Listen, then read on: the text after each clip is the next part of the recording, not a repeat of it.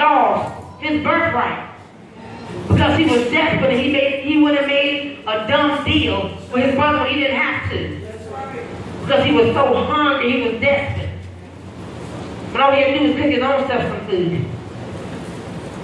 So we become desperate enough. We start doing things we shouldn't do. We start saying stuff we shouldn't say. We begin to act out of our own will and not the will of God, because now we feel that God is taking too long.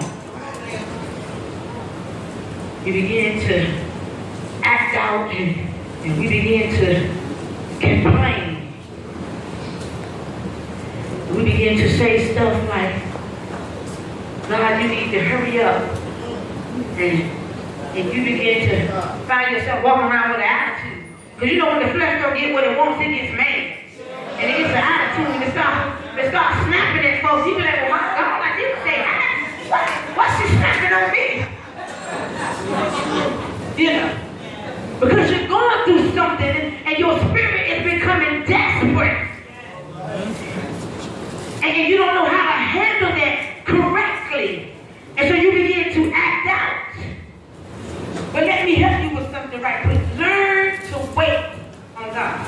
Yes. How do you learn how to wait on God? When you're going through your trials and tribulations, don't try to find your way out. But ask God to continue to be with you while you are in it.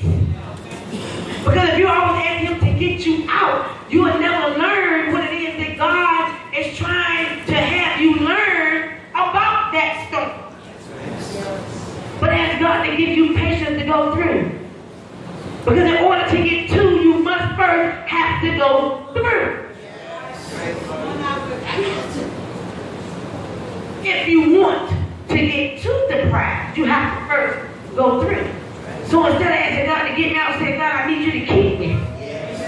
God, I need you to hold me up.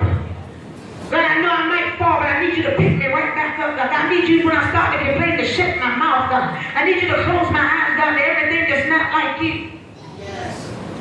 I need you to hold my hand while I'm going through this, God. I need you to lead me. I need you to guide me, God. I need you to speak to me. I need you to minister to my spirit, God, while I'm going through this test.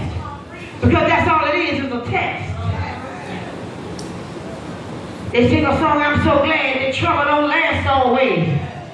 That's not only a song, but that is a true statement. Trouble don't last always. If you just hold on and faith now, there will come a day of relief for you. But you just got to hold on and trust God. I know it's difficult sometimes during the waiting process. And it seems that everyone else around you is getting blessed. Now wait a minute. How come Jeff, I'm just using an example, Jeff is getting blessed. And I've been here longer than him. And I do such. But how come he getting blessed and I'm not? We begin to say stuff like that. Anybody here ever said they ain't never said nothing like that? You need to come to the altar and get delivered right now. Because we all have looked at somebody else get delivered. We need a car desperately. We need a car real bad. Here comes somebody that ain't living right, ain't walking up right before God. Here they come with a brand new car. You be like, God, you know that ain't right. They won't give nobody a ride to church. They won't pay their tithes. They won't give an offering. But they coming up with a brand new car, and I'm still catching the bus. That ain't right.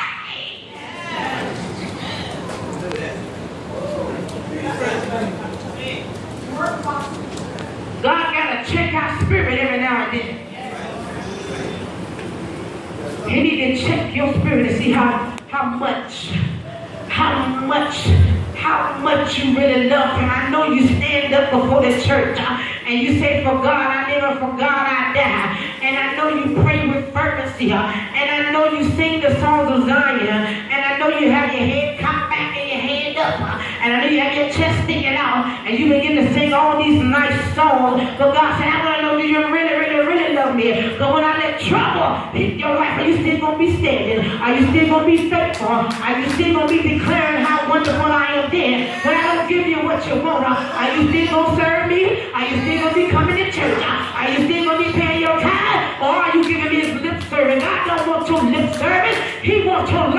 He wants your dedication. He wants your love for real.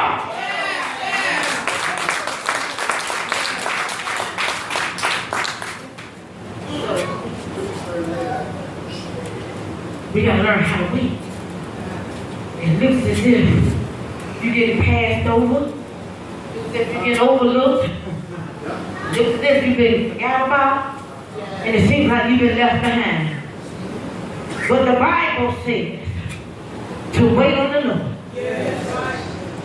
Not only do it say wait on the Lord, it said and is a conjunction. That means there's something else behind that sentence. The Bible said, wait on the Lord and be of good cheer.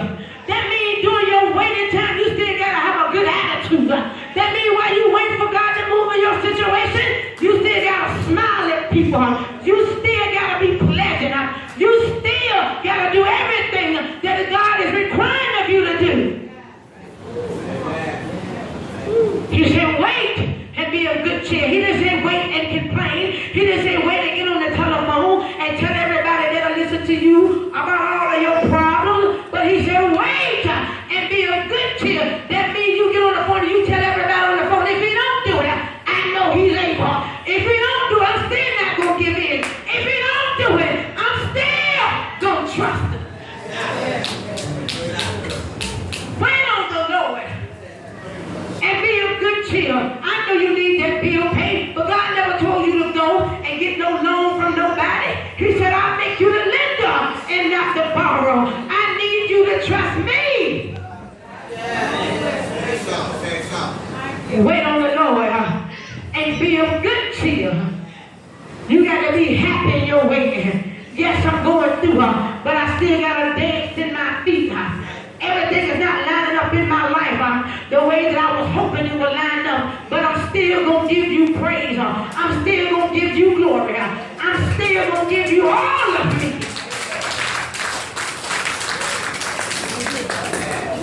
Turn right quick to Genesis 41. Genesis 41, verses 37 through 41. And then you're going to skip 41 and go to 48. Genesis chapter 41. Right quick. God will move this thing today.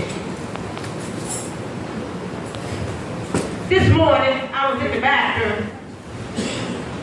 5-something in the morning. I told you that's my altar.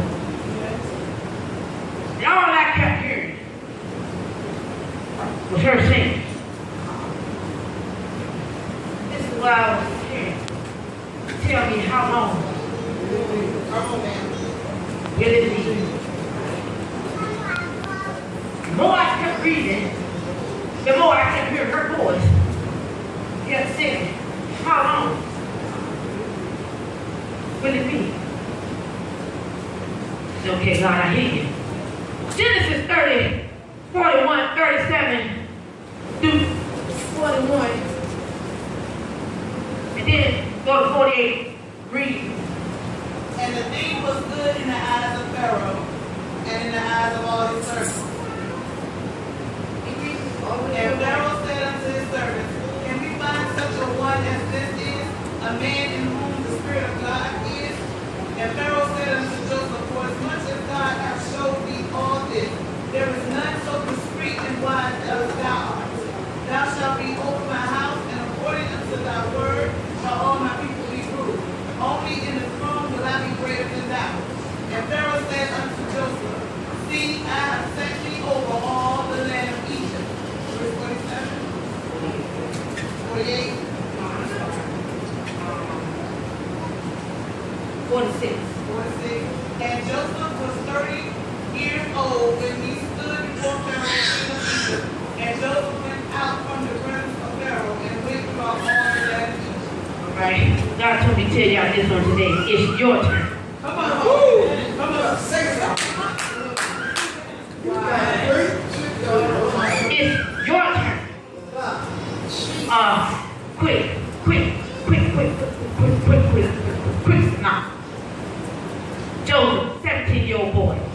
Joseph, 11th child out of 12. He was his father's favorite. I personally don't believe in having favorites. You know, in children, you got some, you know, I believe in treating all of them fair. You know what I'm saying? I can't treat them all the same, but I believe in treating them all fair. And so he was the favorite of his father's children, and there was no bones about it. His daddy didn't try to hide that fact. Joseph was his favorite. Okay, Joseph, he was a good boy and everything. He was 17 and he was naive. You know, like a lot of young people, you know, they're naive.